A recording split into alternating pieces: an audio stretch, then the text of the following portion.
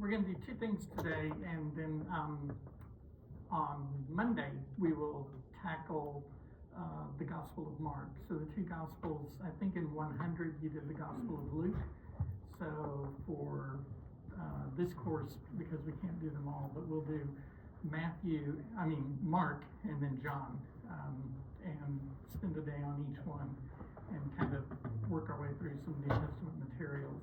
Okay, but what I want to do is kind of get you through background material today, and the two big chunks we're going to do are we looked at a quick historical background, and now we're going to talk about what's kind of the socio-cultural background to the world into which Jesus comes and the New Testament is produced. And then we're going to turn and talk about the Gospels and issues in the Gospels and kind of the so what of that. Okay, think in terms of, again, let's pretend that we live in Jerusalem, we are Jewish, live in Jerusalem, and so we would have local Jewish rulers over us. Key people in our world would be the local Jewish king, which just prior to the birth of Jesus would be Herod the Great, and then after his death, one of his sons becomes the leader of that area, and his sort of the Jewish empire, so to speak, but it's not an empire because it's a puppet kingdom, is overseen by three of his sons, okay? But then we also have the Roman Empire over us, and so that's ultimately who controls everything. So we have local Jewish customs, and we're going to talk about different Jewish identities that come during this period. Okay, a big event that I concluded with last time was back in Rome, Nero is getting ready to be found guilty of, burning down part of Rome and killing people. And on the eve of that, he commits suicide. One of the leading delegates to be the next emperor is a guy named Vespasian, and Vespasian is with the troops over in Jerusalem. And so he sits tight, waiting until all the dust settles in Rome. There's a lot of political intrigue that goes on, and eventually Vespasian is called back to Rome to become the next emperor. His son, the field general Titus, is left in Jerusalem, and so when Vespasian gets back to Rome, he sends the orders to Titus to take out Jerusalem. And so again, Jerusalem falls in 587 BC at the hands of the Babylonians, and to this day in Judaism they talk about First Temple Judaism and Second Temple Judaism, everything after 587. The next huge event for Jerusalem is 70 AD. And in 70 AD, Jerusalem is once again flattened, and the Romans, in fact, rename it. And so we're into a completely different type of history. And as I mentioned, I think at the close last time, when we get to the Gospels, each of the Gospels have a section that talk about the desolation that will occur to Jerusalem. Many Christians read that today in the context of, well, Jesus is talking about the end of the world. It's very likely he's talking about the fall of Jerusalem, which for many of those people would have been the end of the world. So this is Vespasian. This is his son Titus. In fact, he's famous enough they make an arch to him. They mint coins, and on those coins they put captive Jews. This is a fortress that Herod had built, named it after himself, Herodium, out in the desert. And then this is perhaps the most famous one. South of Jerusalem, several miles, right down by the Dead Sea, is an impregnable fortress called Masada. And Herod had put a fort up on top of Masada. Today you can take a tram up to it. If you're there in much better weather, there's what's called the Snake Trail. You could hike it, but you don't want to do that during the summer because it's 100 plus degrees and brutally hot. You're also at the lowest place on earth, at the Dead Sea. You're 1,300 feet below sea level. So it's, you can feel it, to say the least. Anyway, Herod built Masada to protect himself. But after Jerusalem fell in 70, a number of Jewish freedom fighters fled to Masada. And for whatever reason, the Romans decided to keep campaigning, and they chased them there. There was no strategic value to taking out Masada. But when they got there, the Romans had been told that Masada was impregnable, that it could not be conquered. And so the Romans decided to show they could conquer anything. And so what they did was, on the backside, they built a ramp so that they could literally push their siege engines up the ramp. When they first started, the Jews who were up on the top of the hill would throw rocks down on them and pelt them. And so what the Romans then did was they enslaved a number of other Jewish people throughout the country and made them build it, knowing that Jews would not kill other Jews. So eventually they built the ramp, the siege ramp, and they battered through. This is, people have often heard, it's considered a famous story because when they battered through, the traditional account is that they found no one alive there. On the eve of them coming through the gates, all the Jews had committed mass suicide. And in fact, movies have been made of that. There's been a lot of talk about it. That may be what in fact happened. But these are a bunch of freedom fighters, and so another is that they may have fought to the death or whatever. But anyway, to show you why this is significant, a lot of Jewish soldiers, male and female, if you're Israeli, you have to give 3 years. Everyone, it's mandatory service, both men and women, and often you take your military vows at Masada. It's kind of like never again will Masada happen. Okay, this shows it from an aerial view. One of the interesting things, you're in the desert. I mean, there is no water. But again, when it rains in Jerusalem, there's so much water that pours down through all these rivulets that what Herod did was, if you look closely, can you see the little like trails all the way around? Those actually are aqueducts. And Herod, you're looking at it, it looks really arid, but Herod had stockpiled enough water, hundreds of thousands of gallons. There was enough water stored at Masada that you could keep 5,000 or 6,000 people with no rain for several years. So, it's a massive project. Notice at the very bottom one, if you're into that, that was his swimming pool. So Herod liked to live well. Okay, now let's turn. First, what I want to do is walk you through the Roman Empire, what life was like in the Roman Empire, if you're Jewish, and then we'll come back and talk about what it meant to be Jewish. So, the Romans, the old argument is, Greece conquered the world and Rome paved it or whatever, administered it. Roman society was very structured. You had senators, knights, plebes, freedmen, and slaves. And it was based very much on an economic model, so you could move within this. Slavery was primarily economic. You went into slavery often because of being indebted, and you could eventually buy your way out of it. Okay? So, and you could buy Roman citizenship. Okay? Now, remember our buddy Alexander the Great? Alexander the Great, one of the reasons, he conquered the world, apart from just having a massive ego, was Alexander the Great was convinced that anyone given the opportunity would want to be Greek. They saw themselves as the civilized people, they had the philosophers, they've got the brains, all that kind of stuff. So as Alexander the Great moved across the old Persian Empire, when he would conquer or take control, he would bring Greek culture and Greek customs to these cities. So again, let's pretend we're in Jerusalem, we are Jewish, and our identity is tied to we keep the law. But now our cities are being turned into little Greek cities, or eventually by the Romans are going to do the same thing. But really, with Alexander the Great, we're back with him.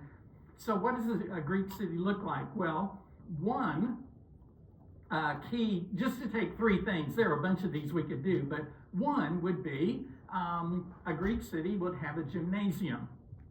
Okay, now don't think gymnasium like, an arena or, for athletics.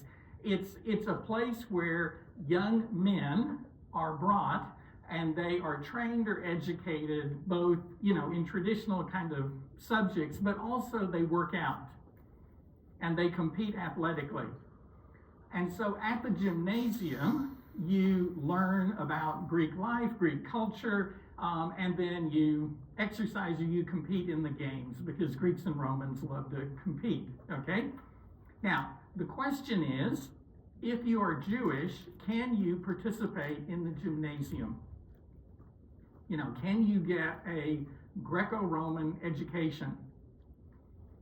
And again, we have a spectrum, but on that spectrum, from liberal to conservative, or however you want to do it, remember, those who are much more compromising, we call the Hellenists, because they are much more Greek or amenable to Greek customs. And those who are at the other end, who are the, hardcore conservatives, we call the Hasidic. They think they're being faithful. Okay? Now, if you're thinking, well, it's goofy, why wouldn't you want an education? Why wouldn't you want to go work out, et cetera, et cetera? Well, the Greek word on which gymnasium is built is gymnazo. And gymnazo means to go naked, to run around without your clothes on, okay? Because this is not co-ed, this is a bunch of guys, okay? So, that may seem like nothing to you, but in Judaism, in the law, one of the things you do is it is shameful to go without clothes. Because remember, after the Garden of Eden, God gave them clothes, on and on you can go. There are a lot of different things. So, can you do that? To show you how this became a big deal, remember, in the ancient world, we know there are groups of people that circumcise young men and groups that do not. In Judaism, remember, circumcision is not for health or anything like that. It shows you are a son of Abraham. Greeks do not. And so we actually have texts that talk about young Jewish men who go through kind of de-circumcision so they won't be known as Jewish. Do you see the problem? If you're Jewish, it's like you've sold your soul to the devil, so to speak. Okay, so that's the gymnasium. Another one is the marketplace. Kind of working in the wrong order, sorry. So, you're Jewish, and one of the central places where business is conducted and all sorts of things happen is at the marketplace. Can you shop at Ralph's? Now, this one hopefully will be easier to see. Again, if you're Jewish and you buy your meat at a Jewish market, you know that you are getting kosher meat that has been prepared in a kosher manner. If you go to the Greco-Roman marketplace, you have no guarantee that they came anywhere close to killing the animals in a kosher way. Remember, there's kosher and non-kosher food, so like pig is out, no pork products, no bacon, okay? But even animals that you can eat have to be killed in a kosher way. To give you a gross example maybe, you can eat chicken, okay, poultry, but you can only eat chicken if the head has been chopped off so that the blood drains, okay? If they killed it by simply wringing the chicken's neck or whatever, you can't eat that. You're guaranteed, if you go to a Jewish marketplace, you're going to get kosher food prepared in a kosher manner. But business is really conducted at the Greco-Roman, at the Agora.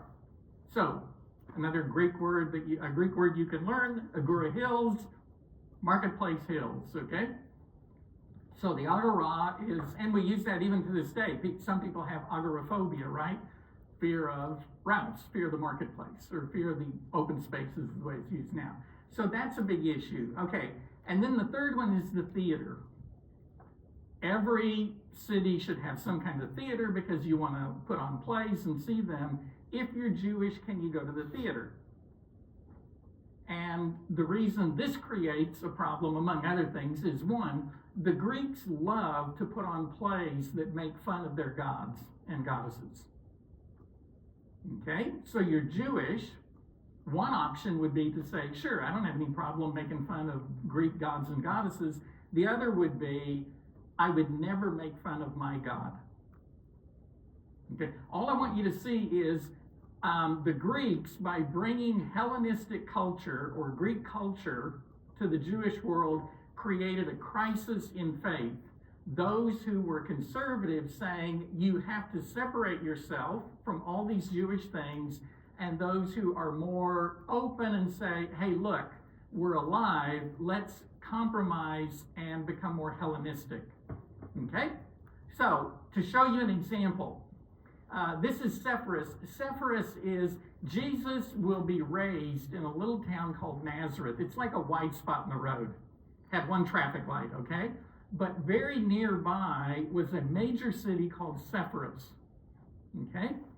And Sepphoris has been extensively excavated. It is a Jewish city, but a number of homes in Sepphoris have mosaic floors.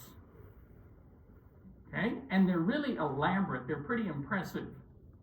And so these are probably Jewish homes with mosaic floors. So far, so good. But notice some of the pictures that you have in the Sepphoris mosaics. And this likely would have been a city where Joseph would have gone for work and taken Jesus with him when he was a little boy. So, one of the mosaics has a Greek goddess on the floor. Can you be Jewish and have a floor that has a Greek goddess? Here are two or three. Look up at the top left. You probably can't read Greek. That's okay. It's Heracles, a drinking bout that, Heracles, or Hercules, as we know him, was famous for being able to outdrink everybody. So this is a Jewish home that has the drinking bout of Heracles on the floor. Or on the right, that's another word for getting drunk. They're having a big deal. Notice down at the bottom, the god that's sort of half horse, half god, that's Pan. Pan, the god of the flute. He's the one who chased girls through the forest. And he did that. His most famous place was a place called Bonias. Bonias for Panias for Pan. That's where Pepperdine students dug for years, excavated. Here's our buddy Zeus. So let's talk a little about Greco-Roman philosophy. You have the Epicurean. Did you do we don't do humanities quite anymore, but like Epicurean, Stoics, and the Cynics and all that?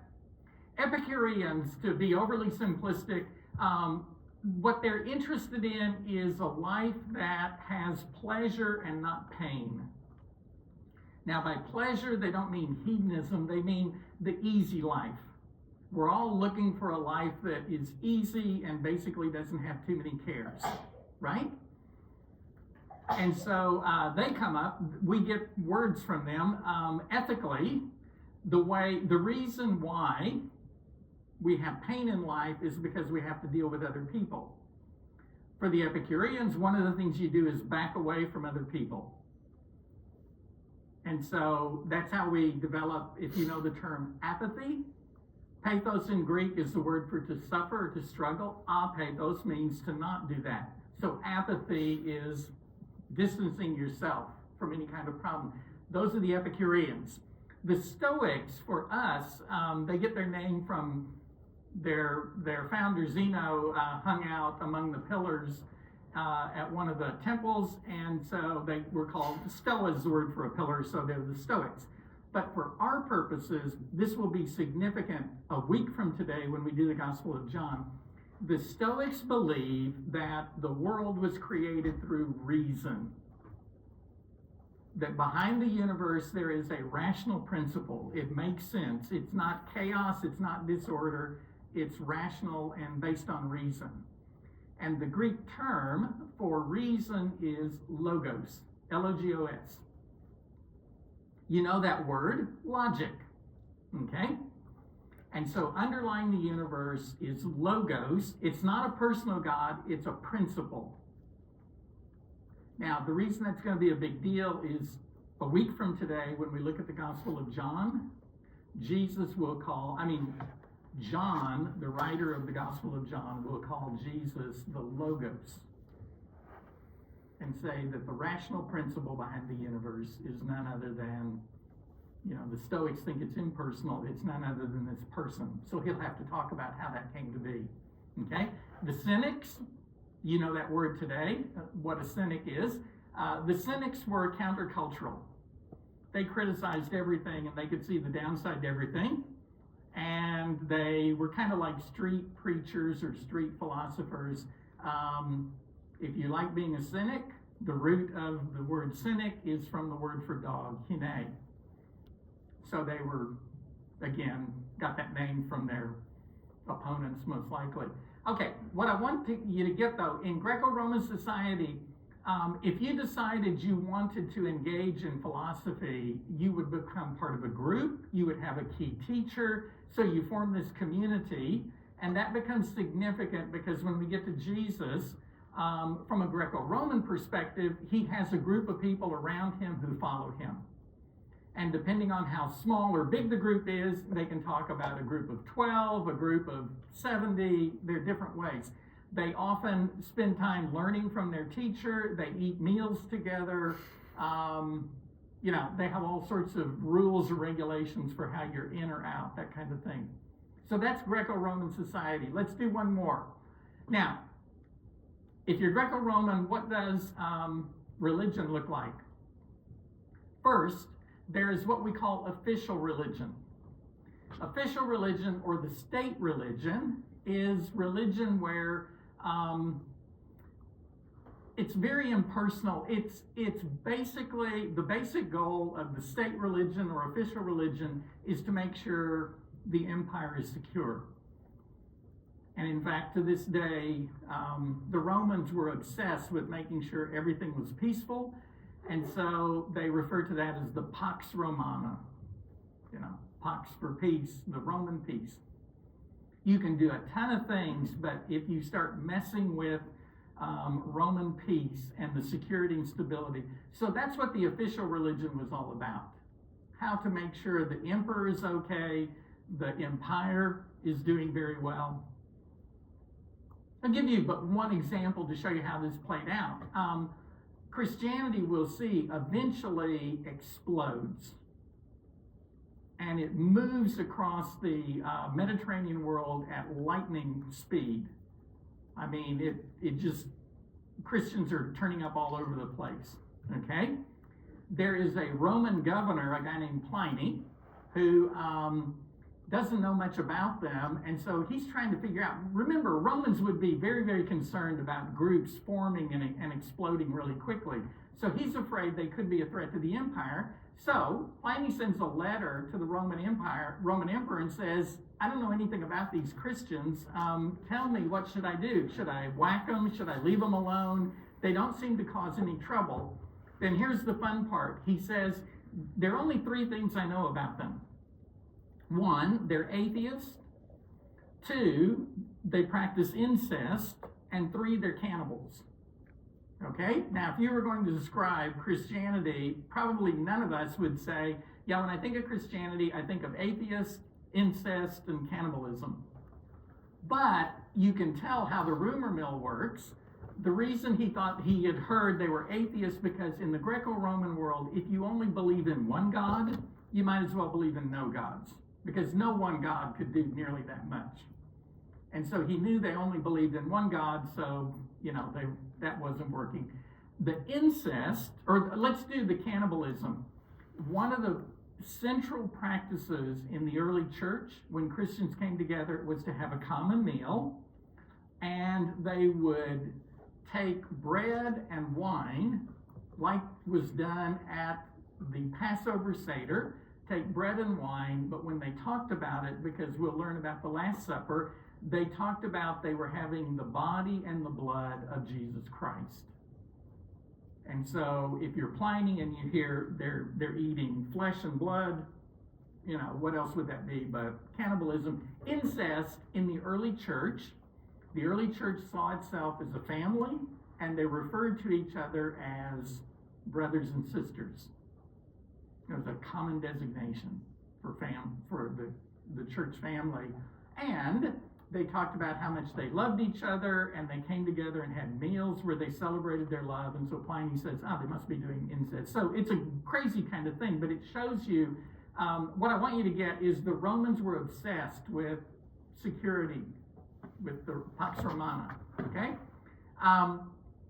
Now, the issue, though, is most people don't get involved in religion to make sure the empire is secure. To this day, most people who are interested in religion are interested in religion because they're interested in a personal God, and a personal God who has an interest in them. And so what cropped up all over the Roman Empire was what we call mystery religions.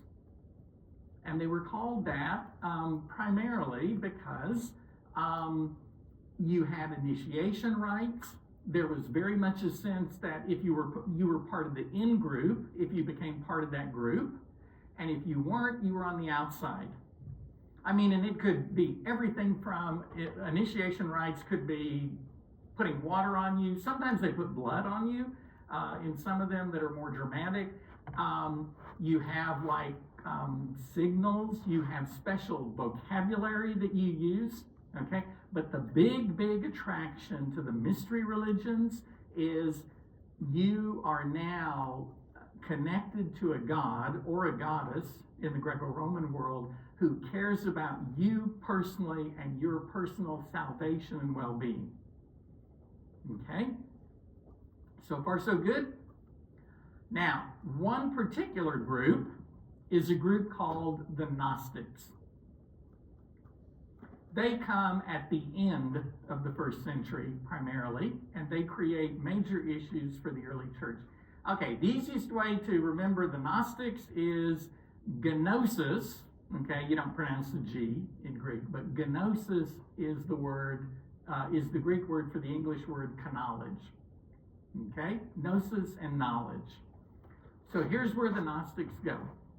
The Gnostics believed that there were a small group of people that the gods, or a god in this case, had picked to be special people, and they were the only ones who would be saved.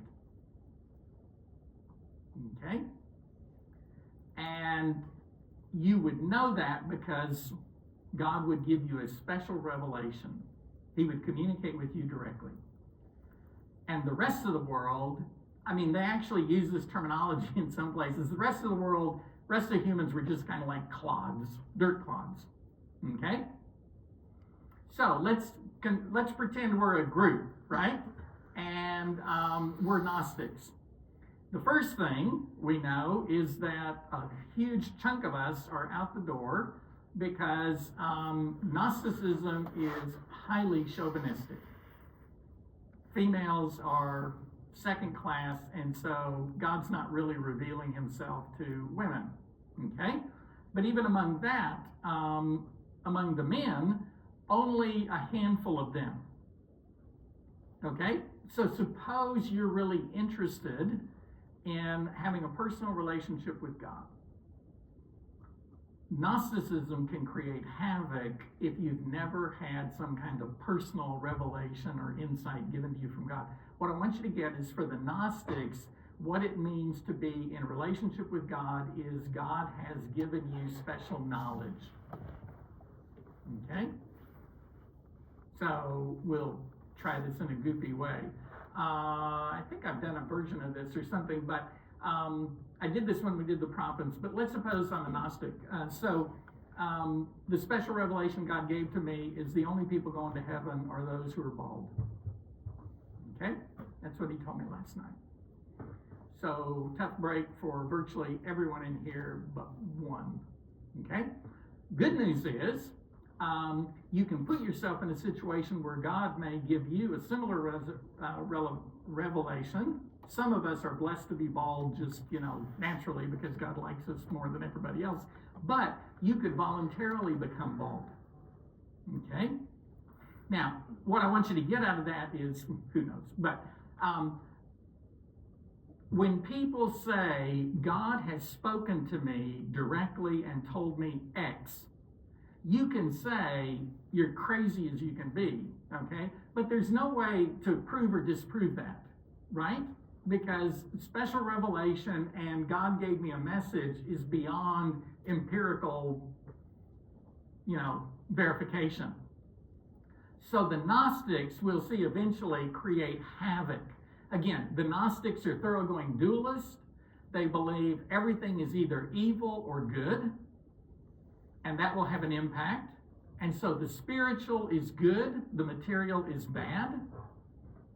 So, some of this, we get this in other places like Platonic thought and stuff like that. But what I want you to get is eventually we're going to look at materials where the Gnostics create havoc in the early church.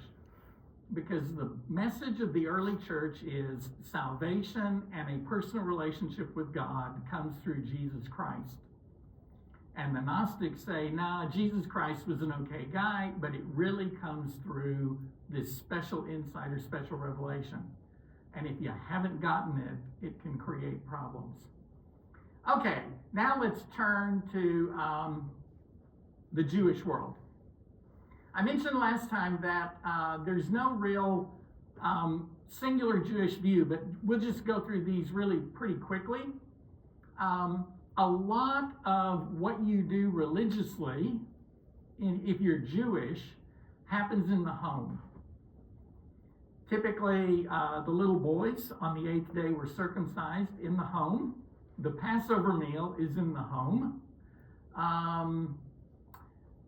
Today, to show you how this is, little boys, you have a bar mitzvah. Now they have a bat mitzvah for little girls. Bar mitzvah typically happens at 13. One of the things that's kind of fun to watch if you're in Jerusalem and go to the Western Wall is you can watch little 13-year-old boys celebrating their bar mitzvah. They read the Torah. Okay?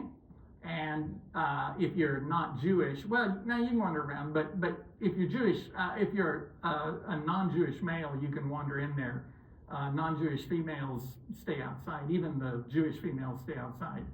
It's kind of a neat celebration to watch. Interestingly, what sort of surprises a lot of the Pepperdine students when we watch that is when they find out that most of these kids are not Jewish kids, not Israelis. They're wealthy American kids who have come to Jerusalem to do their bar mitzvah. Because if you're religious in Israel, you do your bar mitzvah at home. You don't go, it's not as public, okay?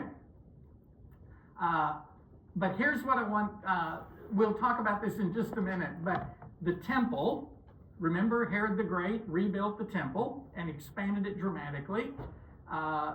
People would still make pilgrimages to the temple 3 times a year. The synagogue is a place primarily where they go to study the law and where they worship. But no sacrifices are offered at the synagogue. And so you typically have a rabbi who teaches at the synagogue. You'll read, in fact, again, if you travel in Israel, all the synagogues at the back, they have a section where there would be a cabinet and the law scroll would be kept there. So if you remember when you did the Gospel of Luke in Religion 100, Luke 4, Jesus goes to the synagogue and he reads a portion of Isaiah that day and then applies it to himself. That's what got him into trouble. You're supposed to read it and then tell what it might mean, but you're not to say, hey, what it means is me, okay? The Sanhedrin is the Supreme Court. It's comprised of 70 old guys. And they can handle any number of court cases. They can't handle military trials. And there's a big debate whether the Sanhedrin could invoke capital punishment. One theory is that when we get to the end of Jesus' life, he will go through several trials. He gets pulled before the Sanhedrin, and they find him guilty. But they send him on to Pilate.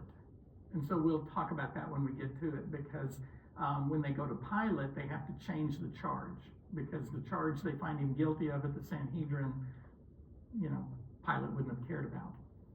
Okay, but one theory is the reason they take him to Pilate is they want him to be convicted of a capital crime, and they didn't have the power to do that. Okay, feasts and festivals, we'll do these really quickly. Again, you have a number of festivals. We've talked about Hanukkah. Purim is, so we're still on kind of a agricultural calendar. Passover occurs in the spring. It celebrates the grain harvest. The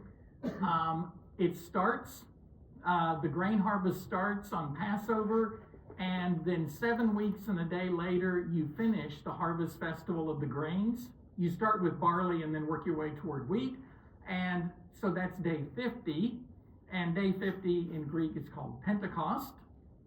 And so Pentecost becomes a huge Christian festival because Jesus dies during Passover, and the church is born on Pentecost 50 days later. Okay? In the fall, you harvest the vineyards, the grapes, and that's called the festival Sukkot, or the festival of booths. Not booze, but booths. It's when you harvest the grapes. And you'll, to this day, if you go through an Orthodox Jewish neighborhood in the fall, you'll see a lot of blankets and tents and different things put in yards. They're celebrating Sukkot. Hanukkah, remember, celebrates Judas Maccabee regaining the temple. So we're getting ready to come up on it, middle of December, and you'll have lights in Jewish houses. Purim is like secular Christmas in a way. It's a carnival. It's in February. It celebrates the book of Esther. And then Rosh Hashanah is also in the fall. Rosh Hashanah, your Rosh is your head. Hashanah is the word for the year. So head of the year, top of the year is New Year's. Today, New Year's is in the fall. So here's Jerusalem. Remember, you have valleys on 3 sides, the Kidron. So that's the Mount of Olives. You have the Kidron, the Hinnom, and then one other's covered in nowadays. Okay, let's talk about, we're going to be Jewish, okay? So you can kind of hold the Greco-Roman stuff. If we're Jewish, there are different what we call sects of being Jewish. The top of the heap, socioeconomically, would be the Sadducees. The Sadducees are they are the aristocracy. Almost all of the Sanhedrin were comprised of Sadducees. It becomes an interesting dynamic where they are the most Hellenistic and yet would say they're the most conservative religiously. But they are the most amenable to things. Now, here's how that works. If you are a Sadducee, remember we just now have wrapped up the Hebrew Bible or Old Testament, and it's got 3 parts, right? The law, the prophets, and the writings. Hopefully you still remember that. If you are a Sadducee and you're working out what is authoritative, what do I have to follow, Sadducees will say, I have to follow the law. So if you are a Sadducee, the only part of the Old Testament that you follow or is authoritative for you is Genesis through Deuteronomy. Amos may have great things to say. Psalms are wonderful. Proverbs is wonderful. It's not authoritative. The Sadducees are associated with the temple. So think of the priests, the aristocracy, okay? And I'll try to put that together here in just a minute. Now, if you're conservative, religiously conservative, you have an issue with people saying only part of the Hebrew Bible is authoritative. Because that gives you so much wiggle room, okay? So, let's take the Pharisees. The Pharisees, interestingly, are, if you know the story of the Gospels and Jesus, your view probably of the Pharisees is that they're lowlifes and Jesus had major issues with them, and, they're what's wrong with the world. They're a bunch of legalists running around, okay? In Jesus' day, the Pharisees were probably the most highly regarded group. They are obsessed with interpreting and living according to the law. Okay? So, the Pharisees believe not only is the law portion of the Hebrew Bible authoritative, but the prophets and the writings, the whole package. And what is most important to your identity is keeping the law. So now we've kind of come full circle to what I've mentioned or hinted at several times. The law says you shall not kill. The law says you shall not steal. What does that mean?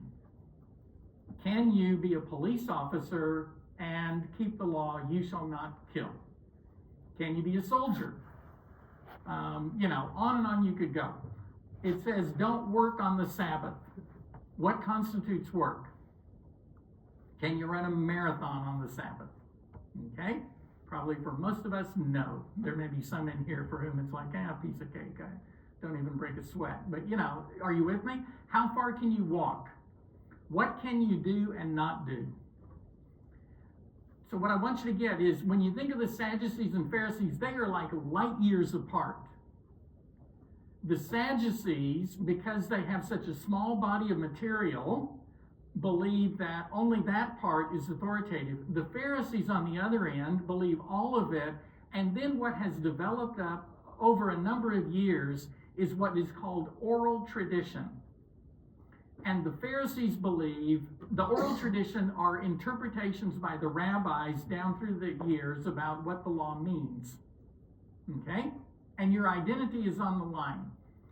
The Pharisees believe not only is the law, is the Old Testament authoritative, but the oral interpretation is as well. So, if the rabbis say you can't heal a person on the Sabbath unless they have a fatal disease, you got to follow it. And the Pharisaic practice is they literally use the language to hedge the law to protect it. So the law says don't do X, and they add to it and don't do Y and Z, because if you never do Y and Z, you don't have to worry about X.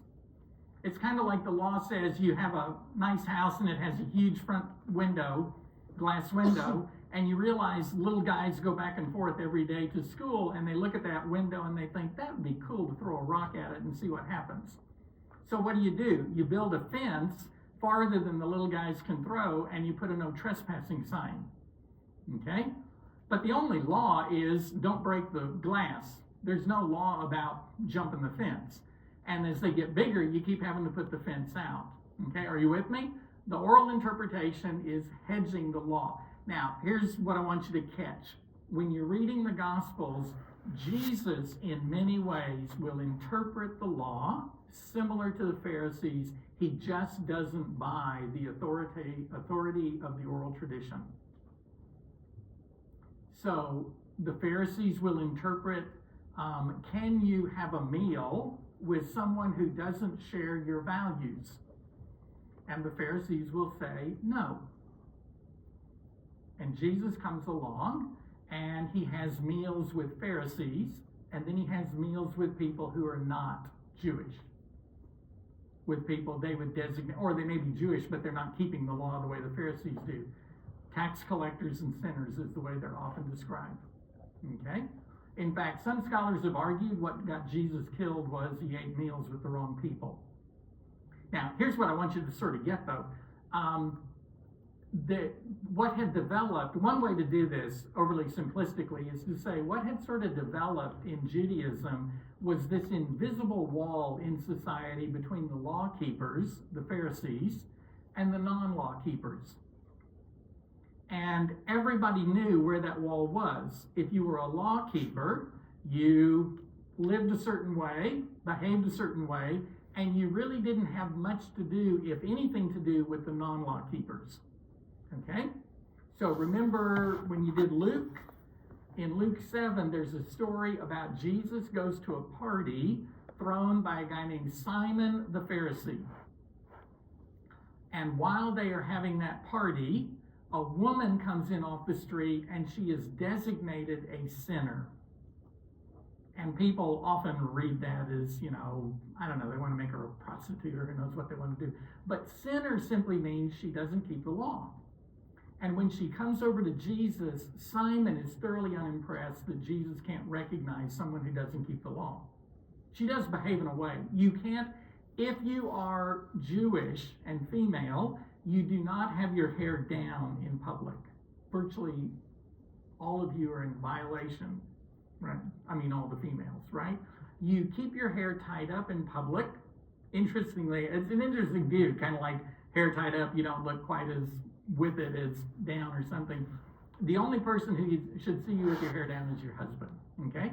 So when she lets her hair down, that kind of expression's goofy, but Simon would immediately know she's not a law keeper, okay? That's all I want you to get, is that the Sadducees and the Pharisees are world apart. So during the huge bulk of Jesus' ministry, we're going to find almost all of his confrontations are with Pharisees over how do you behave. The Sadducees, they don't care anything about that, okay? It's only when Jesus comes to Jerusalem, goes into the temple, and turns over tables, that he upsets the economy, the Sadducees go after him, because that's what they run. Okay, two more groups quickly. Zealots are, the zealot philosophy or worldview is the only good Roman is a dead Roman. The zealots are your radical, they're kind of all the way back to Judas Maccabee and the boys, They believe that we've got to overthrow the Roman Empire, and they try to think of all these different ways they can do that.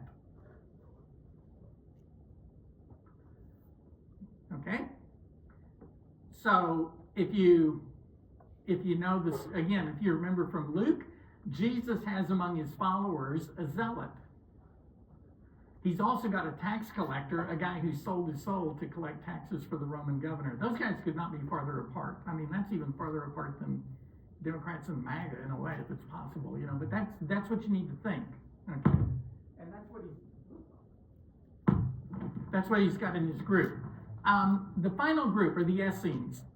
Remember when we talked about Qumran last time? You may have forgotten, but they discovered all these scrolls down by Qumran.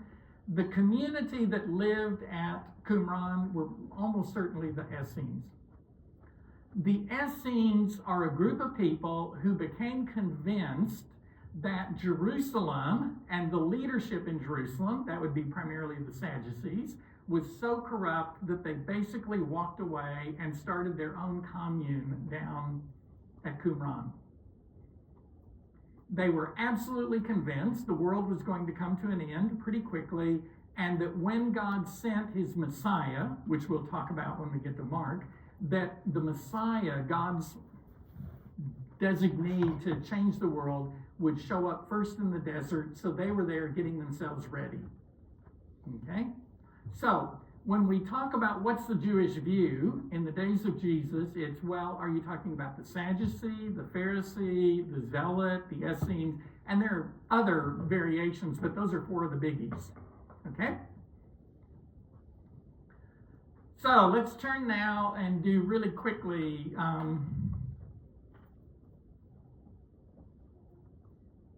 the materials we have in the New Testament.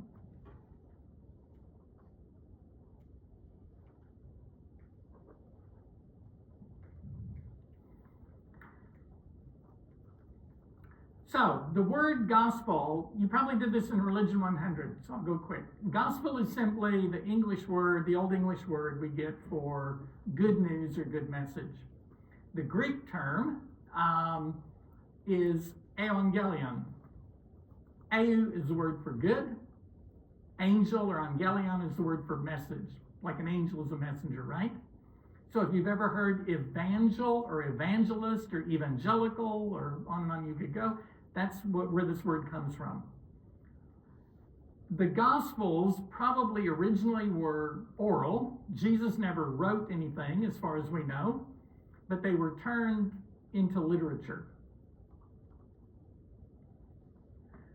And we have a bunch of them. Okay? Only 4 became a part of the Bible: Matthew, Mark, Luke, and John. But we've got like Gospel of Thomas, Gospel of Peter, there's a reason why the others. Keep reading. Whoop. Get back. There we go. If you think Matthew, Mark, Luke, and John sound a little, out there, they pale in comparison to Gospel of Peter, Gospel of Thomas, Gospel of, on and on you could go. Mostly they become fascinated with Jesus as a kid, which Matthew, Mark, Luke, and John show virtually no interest in. Okay, then the next book is a book called Acts.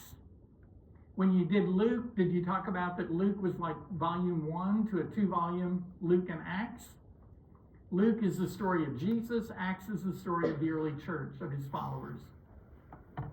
And it tells how Christianity spread from Jerusalem all the way to actually beyond Rome, but we don't know much about that in the New Testament, virtually nothing, but to Rome. And how it moves from being, today, most people when they think of Christianity would think of it as a non-Jewish religion, but Acts tells you how it went from being a Jewish religion to a non-Jewish religion. Then the next thing we have in the New Testament are a bunch of letters. The bulk of them are written by a guy named Paul. And Paul's the guy who we'll see when we get to Acts. He started out becoming convinced that the followers of Jesus Christ were the single biggest threat to Judaism. And he's out there killing as many as he can. And then he becomes a follower of Jesus and spends the rest of his life trying to change as many minds as he can to become followers of Jesus. And what he does is he moves across the Mediterranean world telling the story of Jesus, and people become followers. And then as he moves on, he'll write letters back to these places where he's established churches. Churches are simply gatherings or communities of followers of Jesus. And then we have a number of other letters from other people, some known, some not known. And then we have a final book called Revelation, and it's designated apocalyptic. So apocalyptic, the term in English for reveal in Greek is apocalypto. So like if you went over and said, I'm going to open the drapes or uncover or reveal what's on the other side of the drapes, in Greek you would apocalypse the drapes. That's the wrong verb or noun, but anyway, it means to uncover or reveal. Apocalyptic is where you kind of pull back the curtain of heaven to see what's going on so you can make sense of what's going on earth. So we'll hopefully do it the very final day. Okay, let's talk about the Gospels though.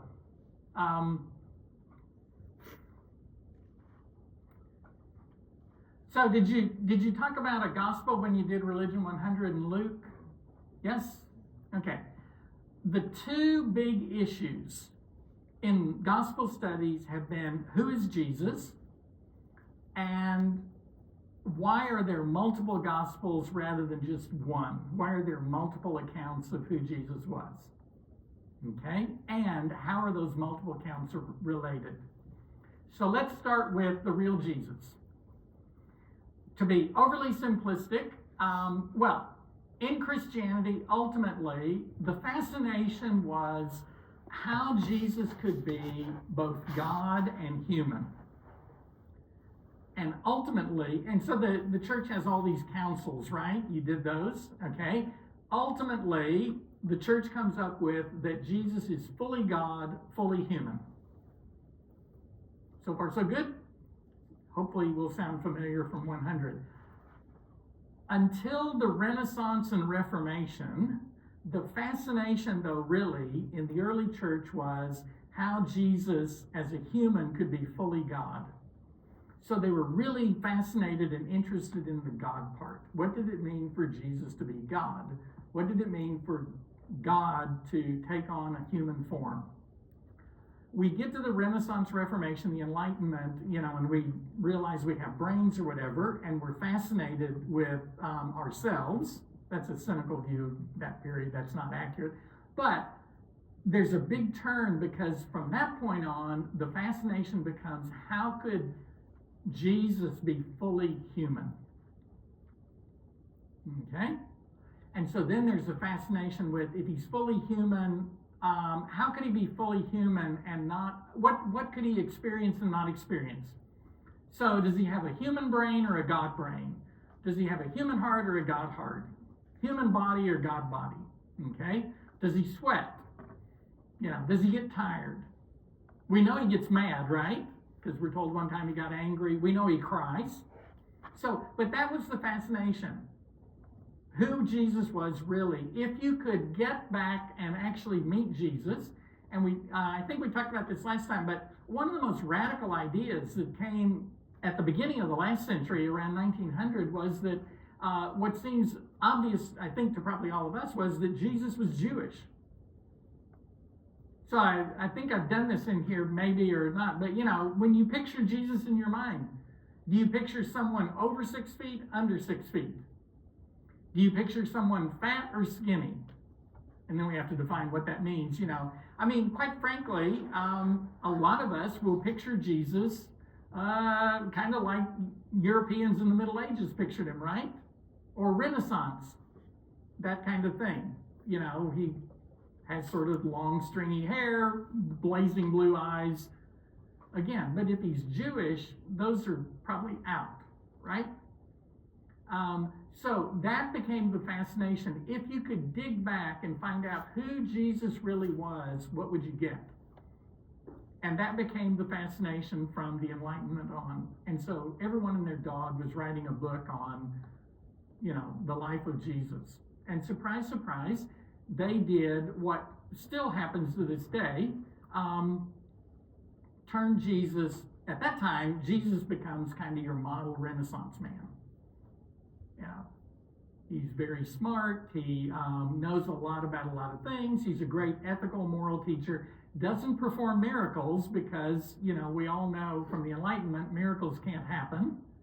So those go. But that's the fascination with him, okay?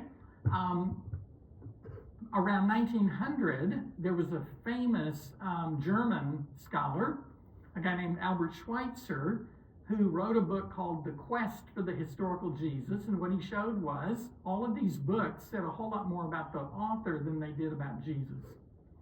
So he then decided he was going to look at who Jesus was. And surprise, surprise, Jesus becomes more like an apocalyptic prophet or something. Jesus was obsessed with the end of the world, according to Schweitzer. So he remade him in his image. But to this day, that's one of the fascinations. If we could dig back and get back to who Jesus really was, if he walked in right now, would he look anything like what we expect? Would he talk anything like what we expect? Okay? That's the fascination. How could you get back historically? Now, one of the reasons there's the fascination is, again, because Matthew, Mark, Luke, and John, although they have a ton of information, are not first and foremost biographies. If they are, they're problematic, right? Because the guy lives somewhere between 30 and 33 years, and we know out of those 30 to 33 years, 2 tell us he was born, okay? And then they cover anywhere from 1 to 3 years of his life. So we know nothing about what he did when he was 20 or 18 or 22 or 6. Okay?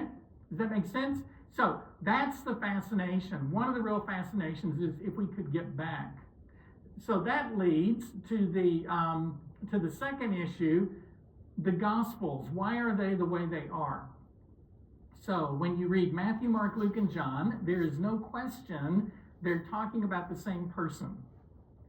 But the fascination becomes, why does Matthew talk about Jesus the way he does? Why does Mark present him the way he does? Why do they include what they include? Why do they omit? Is that making sense? Are you with me? So let's try Did you spend time on the birth story of Jesus in Luke? Kind of. We'll see how you've done. Well, we're getting ready. December's coming, right? So Christmas, for those who are Christian or whatever. So in the there are only two Gospels, Matthew and Luke, that tell that Jesus was born. Mark just starts out with him being an adult, and John, when we get to John says he's been from the very beginning of time. He was with God. Okay? So let's take Matthew and Luke. We can vote. Here we go. This will be fun. How many of you, when you think of the story of Matthew, or the story of the birth of Jesus, that Jesus is born in Bethlehem, he's put in a feeding trough, okay, in a manger, and then his life is threatened, so Mary and Joseph haul him off. Well, he's in that manger, and Mary and Joseph haul him off, and when they come back after Herod has died, he ends up living in Nazareth in the north, not in Bethlehem. So far, so good? And when he was born, shepherds came to see him, and sages, or the magi, or wise men, whatever you want to call him, come to see him. Okay? And so far, so good. How am I doing? Fine? Okay. If you were asked to sort those out and say, this goes with Matthew, this goes with Luke, think you could do that? We just collapse them together, right? You probably could. But let's try this, because this will show you how the Gospels are different. One of the best places. First, in Matthew spends the whole first chapter. He says, I'm going to tell you the greatest story ever told, the most important thing that's ever happened in world history. And then the next thing you know, you get a huge genealogy. So-and-so begat, so-and-so begat, so-and-so begat, so-and-so. I don't know about you, but if I were going to tell the greatest story ever told, I would not say John gave birth to Bill, gave birth to Sally, gave birth to Ed, gave birth to, do you see what I mean? You lose your audience before you ever get there. So one of the issues is, why does Matthew tell the genealogy? So far, so good? Then, it's in Matthew that Jesus is born in Bethlehem, and he has to go to Egypt and comes back. It's in Matthew that the people who come to see Jesus are wise men from the east. Okay? And then when he comes back, they start a different life. Okay? And it's in Matthew, every time Jesus does something, Matthew will say, he'll quote a passage from the Old Testament. You go to Luke, and Luke starts and tells you the story not just of one little boy, but two. Remember, you have John and you have Jesus. And John's parents are an old priest, Zechariah, and his old wife, Elizabeth. And Jesus' parents are going to be Joseph and Mary. And in Luke, every time something happens, Luke doesn't really quote scripture. People break into song. I mean, it's like the Sound of Music or something, right? Mary sings a song. They all are breaking into song. And in Luke, the wise men don't come to see Jesus. Shepherds come. Okay, the main thing I want you to get out of that is that's the interest. One of the biggest interests in the Gospels today is, why do they tell them differently? So I'll kind of finish with this. Here's what I think. Matthew is telling you stuff because what he's writing to an audience is having to grapple with, how could Jesus be the Jewish Messiah? And I'll try to clarify that when we meet on Monday. How could he be the Jewish Messiah if he doesn't have the credentials? Okay?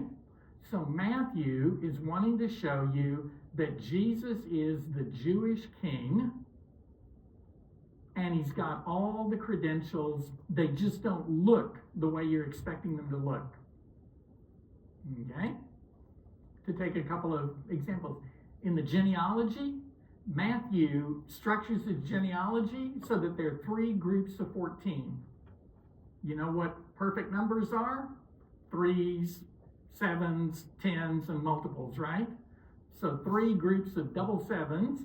And he starts with Abraham, the father of the Jews. 14 years later, you get the greatest king who ever lived, David. 14 generations later, you get the worst event in Jewish history, the fall of Babylon.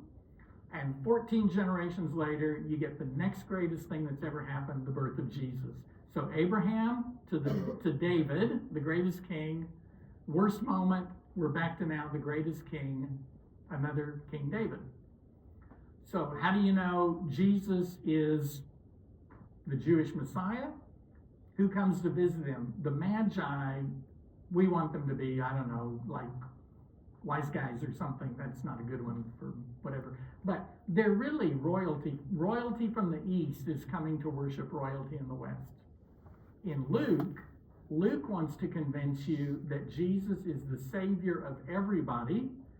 And so the people who come to visit him, well, all the people in Luke's story are kind of the people at the bottom rung of society. Simeon, Anna, Zechariah, Elizabeth. And who comes to see him? The shepherds.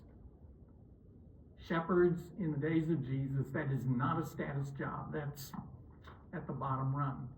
Jesus is pulling everybody up. Okay, read the Gospel of Mark, and we'll tackle it on Monday.